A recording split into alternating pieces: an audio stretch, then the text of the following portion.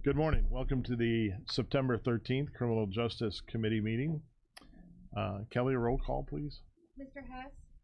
Mr. Long? Present. Mr. Fairfield? Present. Mr. Tholen? Mr. Carrico? Present. Mr. Eckhoff? Present. Mr. Hunter? Ms. Turner? Present. Ms. Monday? Present. Ms. Andrade? Ms. Summer Ertz? Present. Mr. McEvney? Mr. Scanlon? Present. Mr. Wheeler? Mr. Alexander Hildebrand? Present. We have a quorum.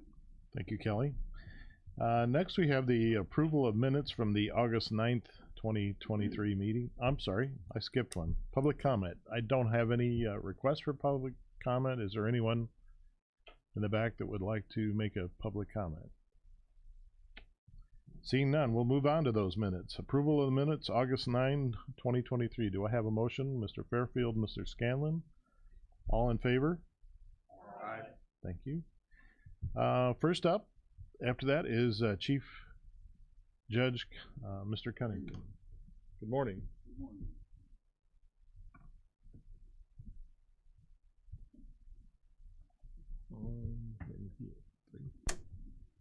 Hey, good morning. Good morning.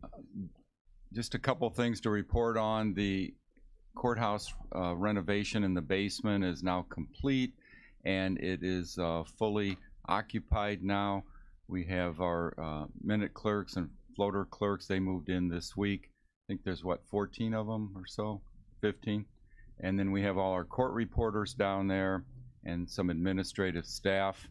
There's a jail holding cell down there that's operational, and about 155, 60 comfortable seats for those citizens that come in that are summoned in for jury duty.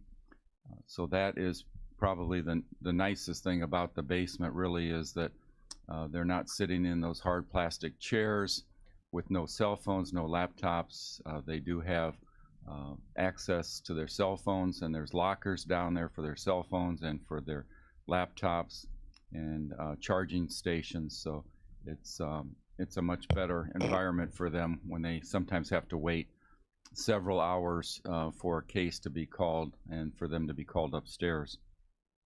So we're also busy, I think everybody in this room in the back there, busy with getting ready for Monday. Monday's the big day when the Safety Act goes into effect, and we are working with all our stakeholders, the sheriff, state's attorney, public defender, probation, circuit clerk, and getting ready for that day.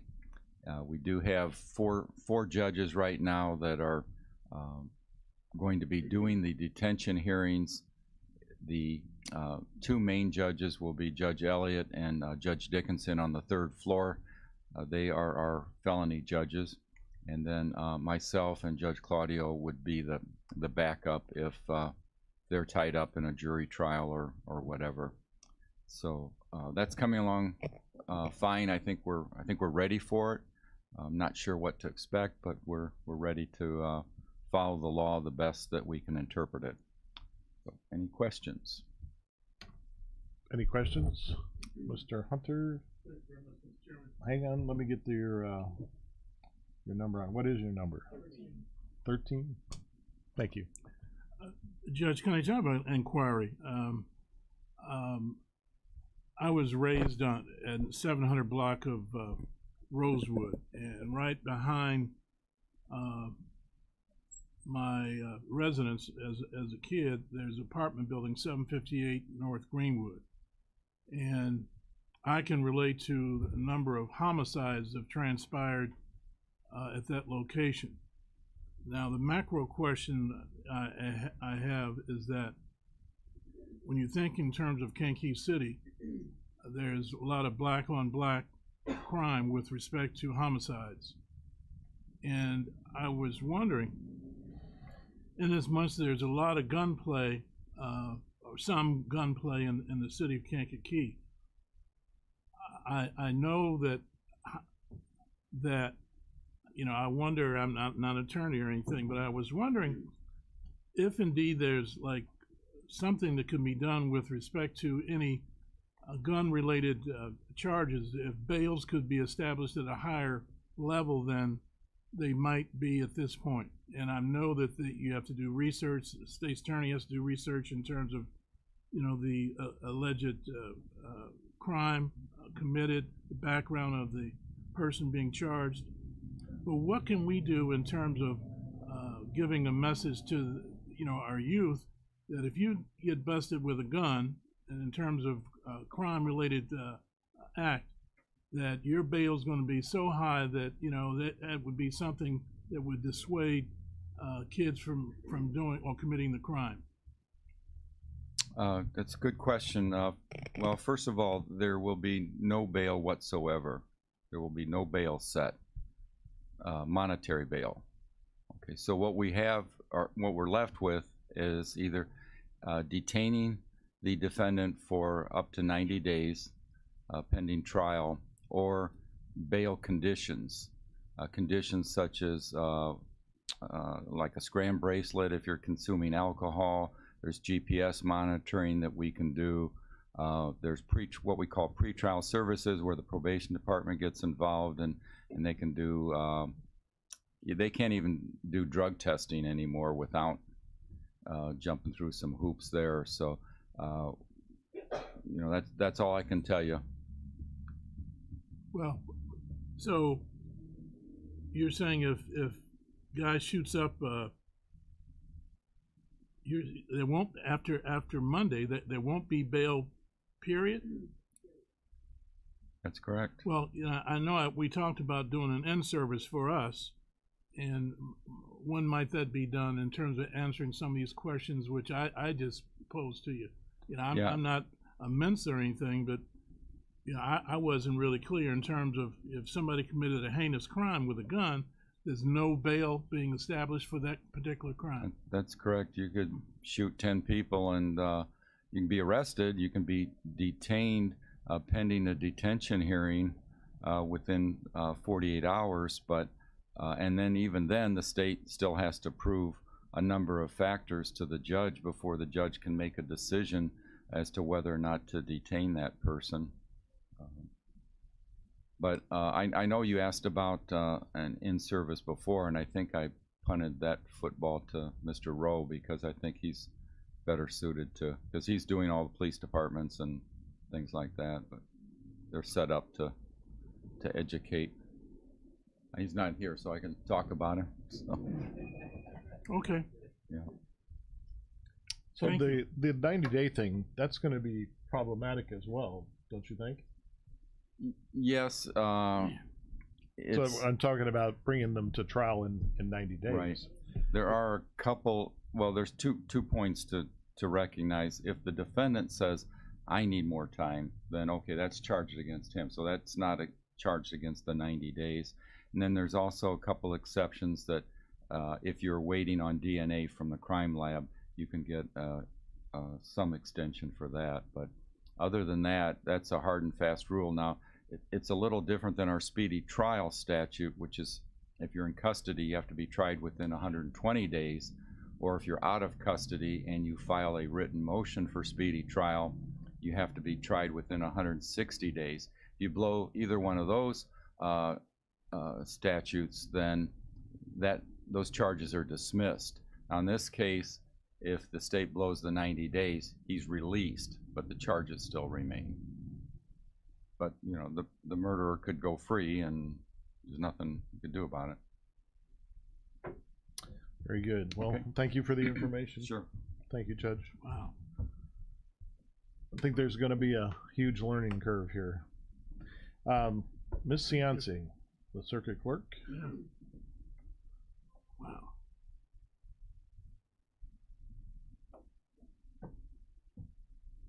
Good morning. Good morning.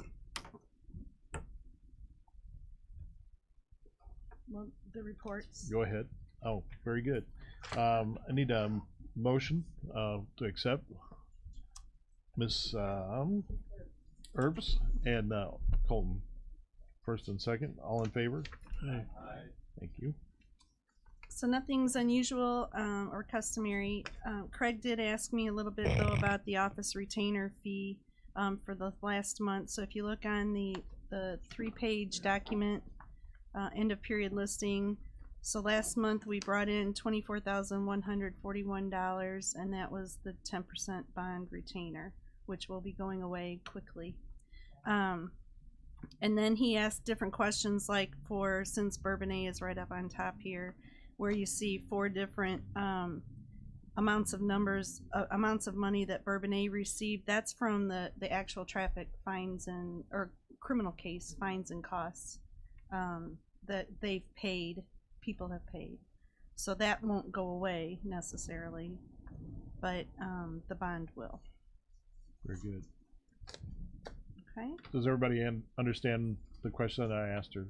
I asked her that what would the difference after September 18th? Where are we going to see the differences? And of course, we're always here. We're concerned about the funding for the courthouse, and that's an easy number to identify. Yeah. So. Yeah. Very good. So, and I did send a report to Colton. Thank you. With the money, I went back how many years, Colton? 5 years, I think. So he has those numbers. I don't have them off the top of my head, but of what we've collected over the last 5 years, so we can kind of project. Maybe we could talk about that a little bit in finance. Yep. Very good. What else do you? Number 12. Thank you. Sandy, just a quick question here. At near the end of the report, the 4th line up says teen court. Yes. $1,231.75. What is that? So there's I believe it's a $10 fee that is right. $5 fee. Thank you, Judge. $5 fee assessed to every case, criminal case, or several types of case categories. Right. And so that's money that we collected this last month for teen court. Okay. So, what teen court? Judge, he might want to answer that. What teen court is this? And do you owe me money? No. Yeah. Just questioning This it. is, am I on here? Yes. No. This is coming from the former director of our Kankakee County Teen Court Right. here, so that's a good question. That $5 is being collected pursuant to a resolution that the county board passed probably 16, 17 years ago now. Right. And the actual official Kankakee County Teen Court Incorporated corporation and the organization that was running it has basically folded, and it's taken over by Mr. Rowe, and they have their own. I'm not sure if they even call it teen court. What's it called? I think. Yeah, Okay. Messiah Justice. But and I talked to Mr. Rowe. Basically, we need a resolution to take the money that's been accumulating from as a result of that resolution, Yeah. if the county board agrees, and pay it over to Mr. Rowe for funding of his program. So I think he was on board with that, but I don't know if anybody's said draw a resolution yet or not, but that's what needs to be done. Well, if you're not going to give it to me, then okay, then we need, who needs to make that resolution? Who needs to make that happen? So Kelly, would you bring that to Mr. Wheeler's attention, and so we can move on with that? Thank you. Thank you for that. Anything else, Sandy? Yes, so Tyler is moving along very well, the project. We've had our first transmission of files transferred over this week. So we, my people that have been working on it have been relieved of some of those duties while it's generating. So then once it's done this week, then they're going to start testing what they have received to see if it all went to the right place. That's what they tell me. So we'll see what that means next week. Still pretty exciting to have something new in the house. Yeah. Yes. Absolutely. Yes. So that's it. And how about the move of the clerks? Well, yeah, the judge kind of already said that. They moved this week, Friday, Monday, and Tuesday. The upstairs looks like a bomb hit it in the other offices, but they're doing well. A few of them said they really weren't looking forward to going down there, but now that they are there, they're happy. So I was glad to hear that yesterday. Very good. So it's just, you know, you're blending 3 different offices of people into one room now that have never really worked together in the same area. So there will be some adjustments, but it's going pretty well. Very good. Thank you. Yep. Thanks for your report. Next up is State's Attorney Jim Rowe. Mr. Coughlin will be sitting in.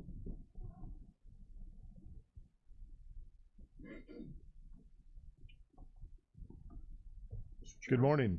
Morning. Morning, everybody. We had 36 true bills last month, or this month rather. I think we've got like 625 people that have been charged with crimes this year. As far as the Safety Act goes, Jim has been conducting trainings all over the place. All the police departments, we've had several in our office.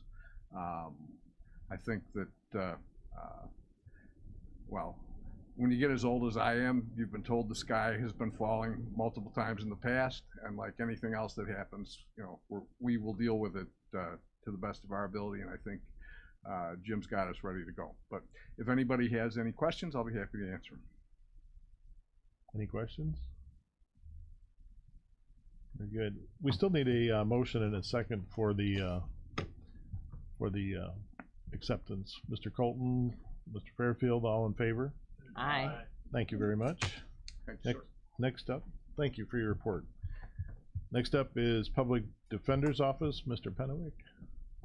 Do I have a motion and a second to accept his report? Mr. Scanlon, Ms. Monday, all in favor? Aye. Good morning, Craig. Good morning. Good morning, everyone. I've got nothing to comment regarding my report. If there's any questions, I'm more than happy to answer. Mr. Hunter, number 13. And I mentioned you, I was going to ask you how the Safety Act has impacted your shop. It's obviously complicated, and I could talk about it forever. We've had numerous meetings with the judges and all the other stakeholders regarding what probably will happen, but we don't know yet, and that's a truism at this point. I've been lucky enough, there's a state legislature passed a law that provided additional funding to my office, so I did hire another assistant who, assuming she passes the bar, which she will take over and assist in helping us out for the extra workload. Everybody's talked about what could happen and what's going to happen. There could be many trials. We could subpoena witnesses. It could become incredibly time intensive. We will see Monday. I mean, it's going to start. The rubber's going to start hitting the road Monday. I guess to address your concern regarding detention. I'm a realist. You know, if the court finds that the person is a real and present threat to the safety of any person or persons or the community, they can be detained. So under your scenario, Mr. Hunter, if there's a shooting case, I'm a realist. I mean, I could argue to the judge, you know, well, he shot that guy, but he's happy now, so he's not going to shoot anybody else, so let him out. I don't think that's going to fly. You know, maybe it will. I don't know. We all have different duties here. The state's attorney has their specific duties and policies. I have my ethical obligations to my client exclusively, or mostly exclusively. Obviously, a secondary and equally important duty to the court system, of course. And the judges have to apply the law. So we have three different competing forces here. Obviously, the judge has the final say in all of it. So it can become very interesting. The timelines the judge talked about. Again, I'm being a realistic, 90 days, 120 days, it's 30 days. Unfortunately, we've got people sitting in jail for years now awaiting trial. So is everyone going to enforce that 90-day rule all of a sudden? I mean, statewide, there's going to be people who are going to say, yes, we're going to do this. Cook County might say 90 days, 90 days, 90 days. But to me, it's just a reduction in 30 days on a collateral issue of detention. So, again, I'm not going to foretell the future and say what I am or am not going to do come Monday, but like Mr. Coughlin said, in a perfect world, I think it's going to work out to some degree. I've got problems with the law on many, many levels, which is not why I'm here this morning, but it is what it is, and we're definitely doing our best to make sure we can at least implement it effectively Monday. Anything else? Any other questions? Thank you. Thank you. Next up is Mr. Latham, probation. I have a motion and a second for his report. Ms. Monday. Motion. Mr. Carrico, back in the back. All in favor? Aye. Good morning. Good morning. How are you? I'm good. Yeah? Thank you. I have no comments on the report unless there's any questions. Any questions on the report? So you know the question everybody's asking this morning, so The Just go. Safety Act, just go ahead. for us, it's a little bit of it'll be a little bit delayed where we're at in the process. Our numbers will build over time. And we'll just have to wait and see. I think how we process violations of any pretrial conditions or even regular probation cases, we'll just have to wait and see. The thing that impacts that right now is the vacancies. I always discuss when I'm here. We're still down another one. Now we're down to 5 vacancies out of about 22, 23 positions. Wow. So that couldn't be at the worst time than that. So we'll deal with it. We'll supervise. Kind of like what Judge Cunnington touched on, there's limited, when it comes to pretrial supervision, it's very limited in what we can do anyway. It's basically don't reoffend and show up for court. A lot of other conditions really we won't enforce. So we'll handle it the best we can. But with that vacancy issue I discussed, it's even impacting in the juvenile side, juvenile detention. Right now, as you know, we house most of our juveniles up at River Valley and Joliet. They're hit hard with vacancies and staffing shortages. It's a 102 bed facility, and I think they can only staff maybe for 25, 30 beds. So about 25, 30%, whatever. So it's a problem. We're simply running out of beds because obviously Joliet has kids in there. Other counties have kids in there. We're using it. Some counties that border another state, Indiana, Missouri, Iowa, are sending kids out of state to detain them just for temporary detention. So we haven't looked at that yet, but I mean, every Friday, Joliet will call me and say when we have room for maybe 1 or 2 or 3, depending on the situation. So it's a problem, everywhere, I guess. So the other thing I just wanted to talk about was we did get a drug court grant we had for 5 years worth $2 million. We got that renewed for another 5 years, starting September 1st. So $400,000 a year, and that's a huge help, especially right now. I mean, it's pays part of the problem-solving court coordinator salary, and obviously a lot of different supplies, equipment, drug testing, counseling, client support related items, different things like that. But that's a good thing. So we were waiting for that news. So, and related to that, we have the drug court auction, October 20th at 7 o'clock or 6 o'clock, excuse me, at the Knights of Columbus and Kelly. I'll get you that flyer that you can get out to everyone. So that October 20, what time? 6 o'clock, and we'll get that flyer out today at Casey Hall. Yep. Very good. And I went through that kind of quick, but I think that's it. Very good. Any questions? Very good. Mr. Carrico? 50. Thank you. Thank you, Mr. Chairman. Tom, I have a question here. A few years, I believe, about a year or so ago, your department had to hire an outside person to come to your department to do the acupuncture as a implementation or like a complement to the treatment that they were having. And then, you implemented the ear seating. So can you tell us how is it going right now? How, if you guys are satisfied with that, if it's working well, if the change was good? It was very good. I thank you again because you were a big part of that, helping us out with that and guiding us to some people.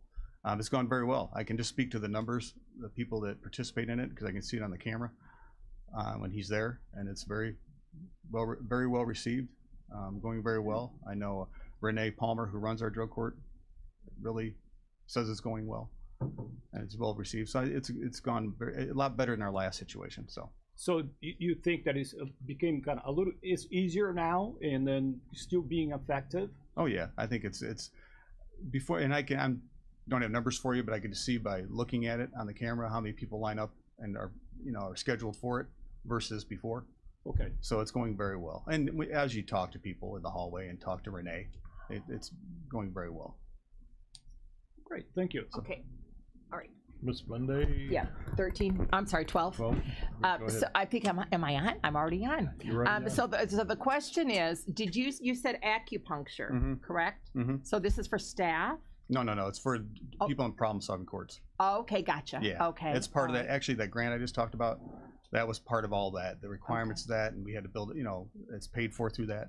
Cool. Yeah. So it's gone very. Staff might like that too, just an FYI. But Well, I think some of them have. Yeah, but I'm I would too. Yeah. I'm a little afraid to. I'm like a needle guy, but some staff they've tried it. Yes. Okay. All right. Well, that's a wonderful opportunity and kind of outside of the box thinking. Yes. So. And that's what that grant, provides those opportunities to try something like that, because we wouldn't have the money for something like that to pay somebody outside of. Right. Very interesting. Very good.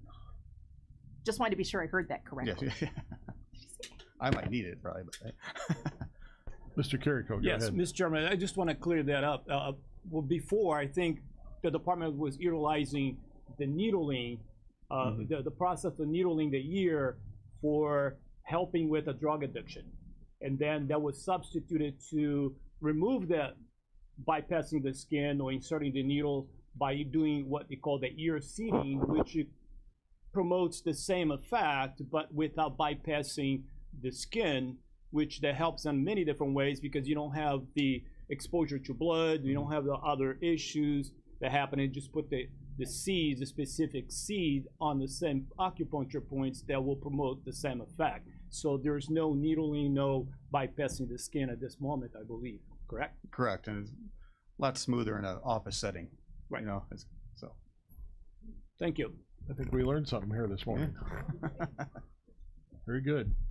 Anything else, Tom? That's it. Thank you for your report. Thank you. We're going to change here a little bit. Miss Laird from Animal Control, I'd like to have her come up next. As most of you know, we have a little activity this morning out at Carrie's new place, so I'll let her talk about that. Oh, I'm sorry. I guess we need a motion to change the agenda. Mr. Fairfield, Miss Monday? All in favor? Aye. Thank you. So the top of the report talks about our funds this month compared to what we had last year. It's a lot lower, and that goes hand in hand with the other sheet where it shows our intake. We intook close to 100 animals, and only about a quarter of them went home. So a lot of those animals are staying in our building, either are still there, they go to rescue, or they're euthanized one way or another. They are either staying behind at our facility and not being picked up by their owners. So a lot of fees that we received last year are not happening this year because the owners are not being responsible with their pets. So it's unfortunate that way. As far as the report, I don't really have much else on the report, unless there are questions on that. I need a motion and a second for accepting her report. Mr. Scanlon, Mr. Hunter, all in favor? Aye. Aye. Thank you. The only other thing I have is next month after the criminal justice meeting, we will be holding a hearing for a reckless dog owner. That's something that Mr. Coughlin worked with the previous director on instituting an ordinance for a reckless dog. I will have Kelly send out the ordinance to you guys so you can refer to that when doing the hearing. It's basically, we bring the evidence to you, you decide if this owner is reckless or not. And if they are reckless, we take their animals during the hearing time. Sorry, they have 35 days to what is it? To appeal it. Yes. And then we take their animals during that time, and then if they are found to be a reckless dog owner, they cannot own a dog for 36 months. So this is an ongoing problem that we've had to institute an ordinance because of this situation. So it comes to this committee, or it comes to the full county board? It comes to criminal justice. So after criminal justice, we hold the hearing, and that takes place next month. There are $250 to $750, depending on what you guys decide. So we will, like I said, I will get that to Kelly, and she will get the ordinance to everybody here, so you guys can familiarize yourself with that ordinance. Mr. Hunter on number 13. 13, thank you very much. Can you give me some, speaking to the ordinance, of course, I don't have it in front of me. Could you give me some illustrative examples of a reckless owner? So it's basically if they are found guilty of 3 violations within a 2-year period, I believe. And so we can just determine we can go ahead and submit the hearing if we determine that they fit that criteria. So reckless meaning that they're found, their dogs are found running at large, and they have been found guilty of that, certain things like that. Mr. Number 9. Thank you, Mr. Chairman. So is there going to be like facts of findings for this, like how we have it with PZA, or how does that go to go ahead and Yeah, protect we the have county? a whole reckless owner investigation. We have Okay. it all to you, submitted what we have, and then they come and they can discuss it with, I don't know how, this is the first time we've ever done it Yeah, I was before. going to say this is kind of okay. Yeah, so I'm not quite sure how it all works. I think that Terry ASA Gowdy can, fill us in on how it all works that way. This is my first time as well. Okay. But we do invite that party to come as well. Thank you. Very good. Any other questions? Mr. Scanlon, what number are you? Number 5. So, going back to the animals that aren't getting picked up, could they be classified as reckless owners as far as not being responsible? So if we know who the owner is, we could charge them with abandonment, which is a misdemeanor crime. Okay. And then if they are found guilty of that, and it's 3 times, then they could be found as a reckless owner as well. Yes. I think this 4. There we go. What about dog fighting? Same thing. I mean, that's a felony charge too. So if they're found guilty of that, it's jail time. And then I believe we can do, I don't know if we can do reckless owner on that. I would assume so. I don't know if the ordinance states one way or another, but that was a question I was going to talk to Ms. Gowdy about as well. Is myself. that 3 also, or is it 1? It's 3. Is The it reckless 3? owner, that's more of an ordinance. Okay. And then the other one, I don't know if the state has different charge statutes for that for other things. Okay. Thank you. Anyone else? So you have a little advertisement for this morning? We do. We hope to see everybody there this morning for our groundbreaking. So, yeah, that's happening at 10 o'clock. 10 o'clock this morning at our new building at 134 Mooney Drive. We are excited that the process has begun and excited to be in the building in a year or less. Very good. Lots of new things over there at Yes. Animal Control. We're very excited. Thank you all, by the way, for making that happen. It's very much appreciated. Thank you, Carrie. Thank you. All right. Next. Sheriff Downey. Need a motion and a second. In your packet, there's a declaration also of surplus vehicles. So we're going to combine the report and the declaration together. Motion by Mr. Hunter and Colton Eckhoff. All in favor? Aye. Any opposed? Very good. Good morning. Good morning.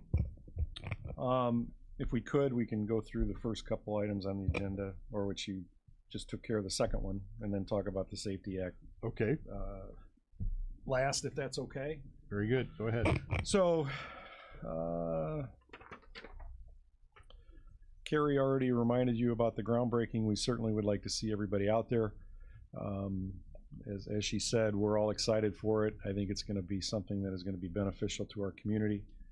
So hopefully at 10 o'clock, even though they've already started moving some dirt, we're going to move a little dirt too and make it official. As far as the monthly report goes, there's really not a whole lot that really jumps out. Our local inmate average remains consistent right around 212 to 215. It's 212 for the entire year. We're not sure at this point what's going to happen after Monday, but again, I think as everybody said, it's a work in progress that we'll all be dealing with and learning on the fly as well. As you can see on the upper right hand corner, the inmate revenue for the so far for the year through August is $2.2 million of increase from where we were last year. That is significant because I will tell you that, as you've heard from Mr. Latham and regarding his own staff and regarding River Valley, everybody is short-staffed. So that has created for us, that has created a little bit more overtime. So there are expenses, but we think that the increase in revenue will cover the majority of that. So it should cover all of it, and then with some left over. So there is a need for overtime. There are a need for making sure that our staff is safe. And so with the short staffing numbers, we do. Our deputies we're at full staff on the patrol side, so we have not had an issue yet. We are going to test again coming up here shortly after we meet with the Merit Commission, and so we will be testing again because as we have deputies who get to that age and length of service, they choose to retire, which is a good thing that they can retire and enjoy their life. So I don't know if I mentioned this last meeting. I don't think I did, but we are currently working on a cost and revenue report that we can provide to you that's going to show you what it costs to house our local inmates versus what it costs to house our out-of-county inmates. And so we are in the process of doing that. And what I mean by that is we include everything from maintenance costs to benefits costs to everything that we use to run the operation out at Jerome Combs, so and the downtown jail. So those numbers, I think, will shed a little bit more light on what we're doing and why we're doing it and the benefits that the county sees from that program. So we will, pretty sure we'll have it at the next meeting. Couple things we thought when ICE left we'd be really done with inspections, but some of you that may know this, others may not. The Sheriff's Office and Jerome Combs Detention Center is accredited through the National NCCHC, the National Commission on Correctional Health Care, which is huge for us because that is a best practices accreditation, so that when we get these frivolous lawsuits, the judge and the attorneys can say, hey, these are best practices by this national organization, and that has helped us significantly. So we just went through that inspection. I can tell you that our medical department did an outstanding job in providing the information they need. And these are people who come in, and they come in from all over the country. All of them have correctional health care experience, whether they were jail administrators, whether they were medical people who worked in the jail. So they know what they're looking for. And again, as I said about any inspection, inspections make us better. So we were glad to go through it. It was a little bit rigorous, and sometimes you think that they're being nitpicky, and they probably are, but again, it makes us better. So, and then actually today at 11 o'clock, following the groundbreaking, we have the Illinois Department of Corrections here to do their annual inspection. So they do annual inspections at our jail as well, and they are here today at 11 o'clock. So we're used to those. They happen every year, and we feel pretty comfortable with going through that process. So on the patrol side, our numbers are remaining consistent compared to last year. Our calls for service have shown an increase, and I think I mentioned that last month as well. And after Monday, I'm assuming and anticipating that those numbers will increase for a number of reasons. But again, it's all kind of learn on the fly and see how it goes. That's all I got on the report. Very good. Thank you. Yes, sir. Thank you, Chairman. Sheriff, yesterday we read in there's 5 openings on the Merit Commission. Would you explain the Merit Commission for some of the new members of this committee, how it's broke down? Is there 5? That's what it said on there. I think there's 1.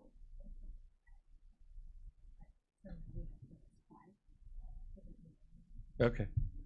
So, yeah, the Merit Commission. So, the Merit Commission is a group of individuals who are appointed by this board. They apply through this board, and it's statutory. And it requires that this merit commission consist of 5 individuals, even though I hate the political part of it, but the statute says 3 from the sheriff's political party and 2 from the opposite party. And basically what that merit commission does is it goes through the applicants, it sets up the testing, it sets up the interviews, they interview all the potential deputies, and basically what it does is it takes away the political side of the sheriff being able to say, hey, Chad Scanlon helped me in my campaign, so I'm going to hire him as a deputy, even though he may not be qualified. He's certainly qualified because he was a former police chief. However, I just used Chad. Well, let's use Amanda or Colton or somebody else. So it's basically takes the politics out of just appointing deputies nilly-willy and make sure that we get qualified applicants. They put together the hiring list, and then there are merit commission rules in which I have to hire from that list 1 through 10 or whatever whatever the list may be. So that's, I don't know if that answered your question, or my understanding is there's only 1 vacancy, but I'll get more information from Kelly later. Probably. No, we have Grant Van Voorst. So right now, we have 4 individuals that I'm aware of, at least, that are still on the merit commission.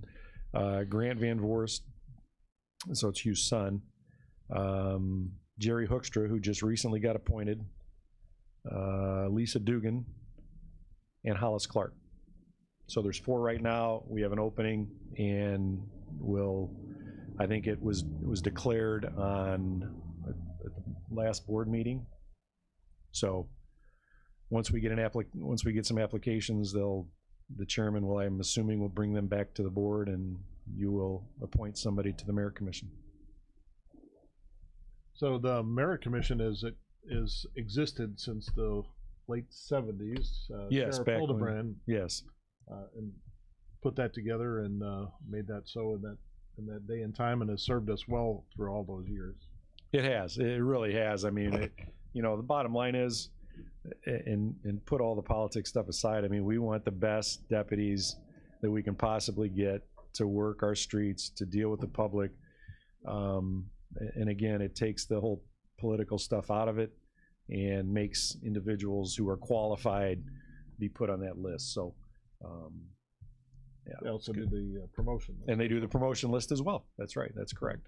Very good. So I did just want to go back and talk a little bit about all of the rigors that you go through in the jail, and all the different times that people have came and inspected our system and our sheriff's facility, and we do well every time. And I think that, that says a lot about us. It says a lot about the sheriff and the community as well. So we do a lot of things that nobody else even thinks about doing. And I appreciate that, but it says a heck of a lot more about our staff than it does me. So they do a great job, both our correction staff, our medical staff. I've said this 100 times, I'll say it again. Individuals who are in custody get better medical treatment than anybody in this room.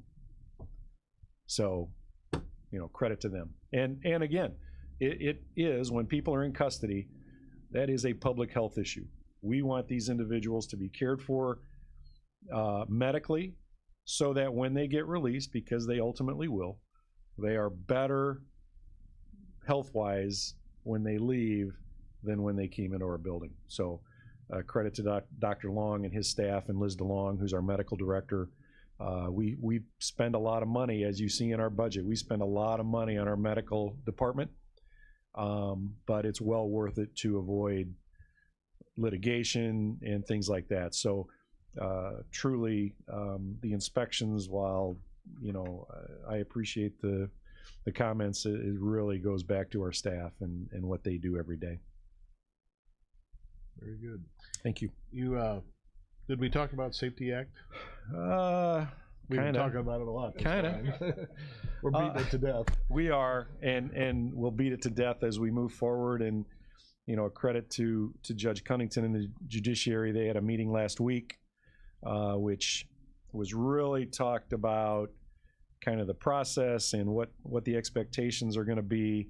And I can tell you, as we've talked with Jim Rowe, who has done an outstanding job in preparing local law enforcement to get ready for this.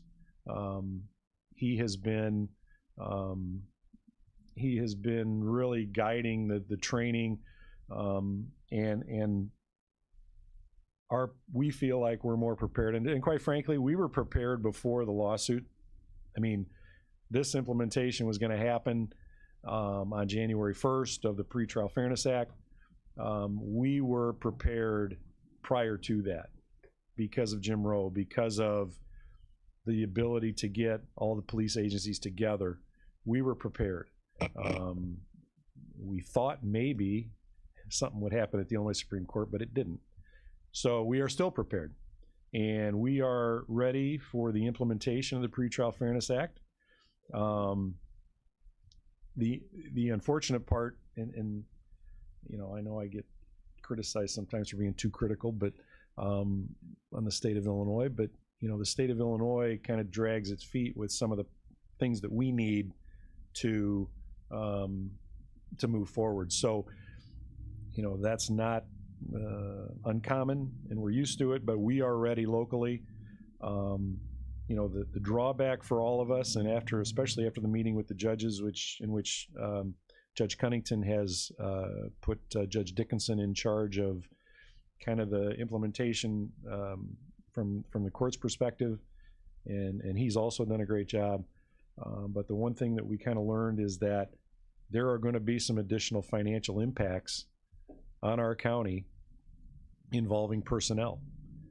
And while I hate to be, I hate to throw this term around, but when you talk about defunding the police, which now everybody says they're not going to do, technically it's really a backdoor way to defund the police, because we have to put these resources in place, which could affect, you know, the ability to have deputies on the street where we really need them.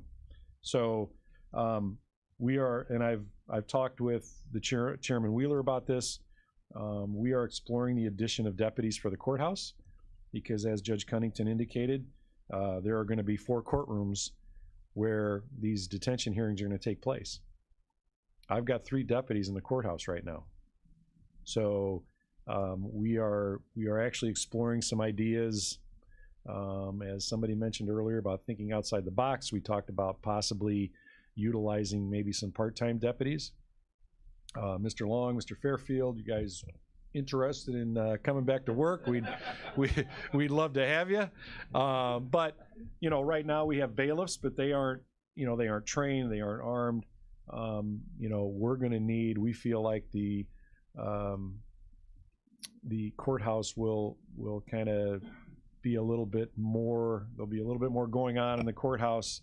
So we are looking at the possibility of possibly hire, whether we hire a couple full-time and a couple part-time, and quite frankly, I'll be honest with you, we haven't, Mr. Scanlon, I forgot Mr. Scanlon too. We got all kinds of people who can come in and work the courthouse. Heck, I think we're covered.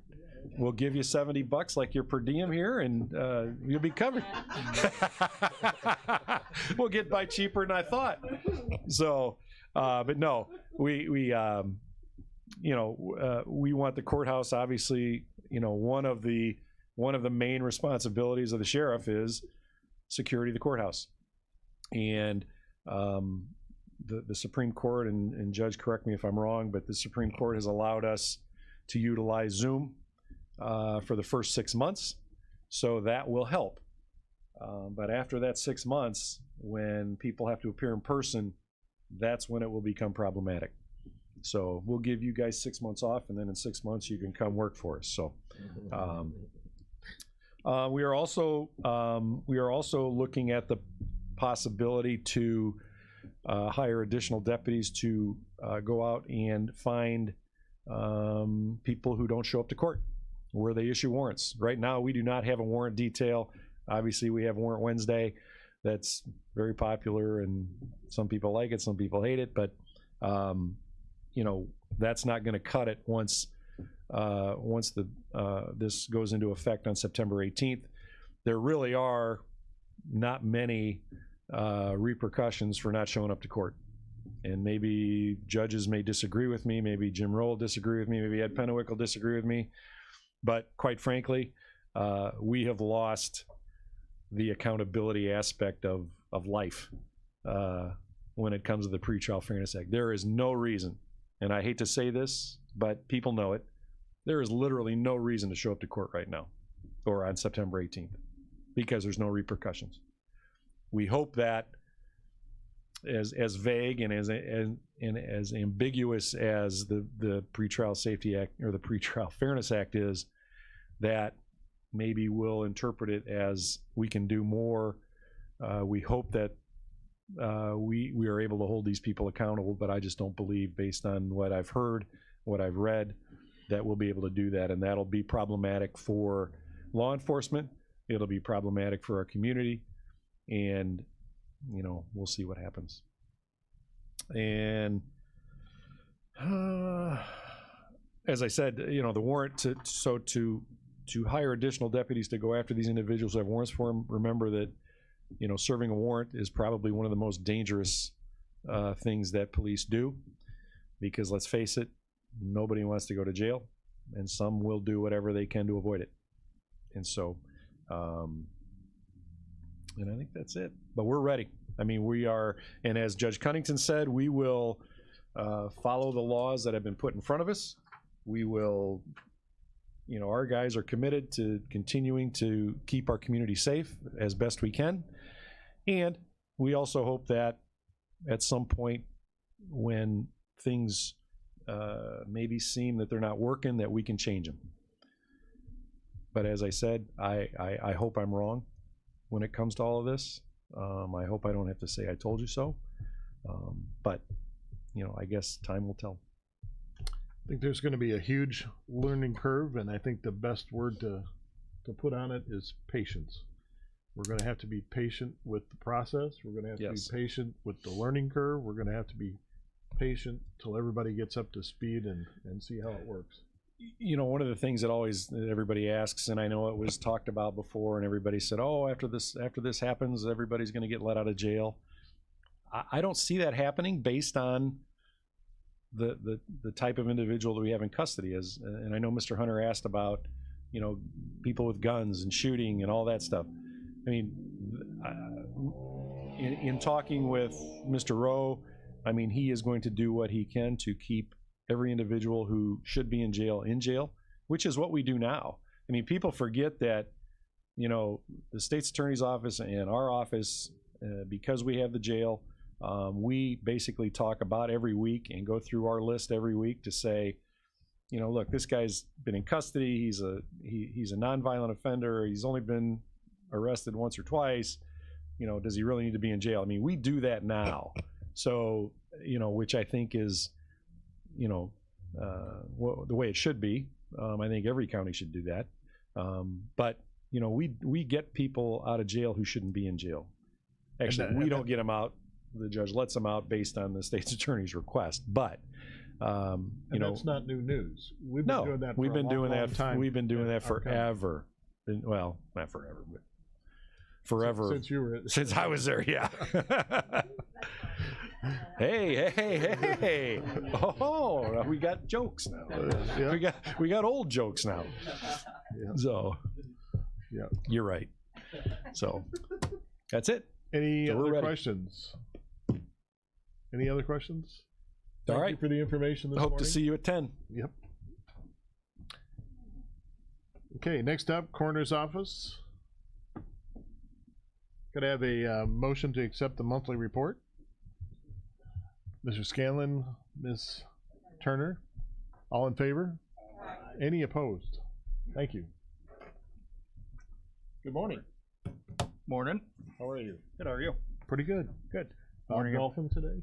He is on vacation. Oh. Celebrating. So he is golfing. 48 years of marriage, I believe. Oh. So very good. Yeah. Yep. Anniversary was Congratulations. Monday. Thank you. So anyway, August was another busy month for us. 130 total calls for that month. I believe if you added September in, we're right around 1,030 calls now for the year, which is right on par with where we were last year to date. See autopsies holding steady right around 10 again. We have 8 pending cases currently. 3 of those 8 are overdoses, 3 motor vehicle accidents, and a suicide and a natural, more than likely, of those 8. Overdose wise, we're at 24 now. Like I said, with those 3 additional pending cases, I know last month the coroner talked about the 5 overdoses, and I think it was 48 hours. We have 4 of those 5 cases back. Those were all fentanyl, cocaine, and methamphetamine overdoses, so more than likely all linked together. And yeah, so that's all I have on our report. Unless there's any questions. Very good. Anything else?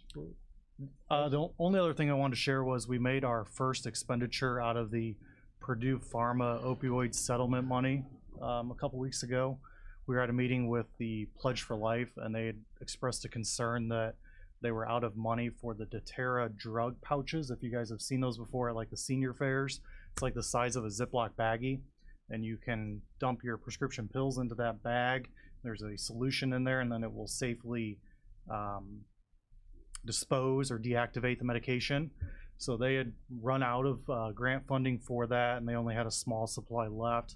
We went back, we looked at the provisions of the settlement funds, and certainly safe disposal of medication was one of the core strategies of that money. So we worked with Jim Schreiner at Pledge for Life, ordered them 6 cases, which is about 1,200 kits, and those 1,200 kits have the capability to deactivate 54,000 pills. So obviously, hopefully that makes a big impact. I know they're very popular. Those of you who have hosted senior fairs before, Pledge for Life is always there giving those out. They have a number of other community events that they're at too, where they hand those out to people. And certainly getting rid of old, expired, or unused medication is essential as we fight the opioid battle. So the biannual drug take-back day is, that's right, October 21st, I believe. Or I'm sorry, it's 28th. It's the 4th. Yeah, 4th Saturday. October 28th, that's at the mall. So again, that's another free opportunity to dispose of medications for anybody. Almost every police department in the county has drug disposal box as well. There's also one at Riverside Medical Center outside the emergency room that's available 24 hours a day. So if you or anybody you know has old, expired, or unused medications, please get rid of them. Or if you need some kits, yeah, I mean, we could take them too, so we can dispose of them as well. If you need some kits, let us know. I could certainly get with Jim and get you some kits if you know somebody or want some for yourself or anybody else. Let us know. Very good. Very good. Number 4. Go ahead. Out of that money that you received, what other things can we do for our community that can help with like overdoses or schools or so it's mostly all prevention efforts, and we are sharing a portion of the funds with the state's attorney's office, and I believe another portion of the money has been dedicated to the sheriff's department. I don't know the exact dollar amounts. I know it's a rolling settlement through like 2036, I believe, so it'll have a long-lasting impact. We're just trying to be as careful with the money as possible and make sure that we can get the most bang for our buck and make the biggest impact. But it's a lot of prevention. I know the coroner's got something he'll talk about with you guys next month in terms of another method that we're going to go start doing in the springtime that I know he's really excited about, so I'll let him share that news with you guys. Thank you. Very good. Any other questions? Thank you for the report. Yep. Thank you. Yep. Have a good day. You too. Very good.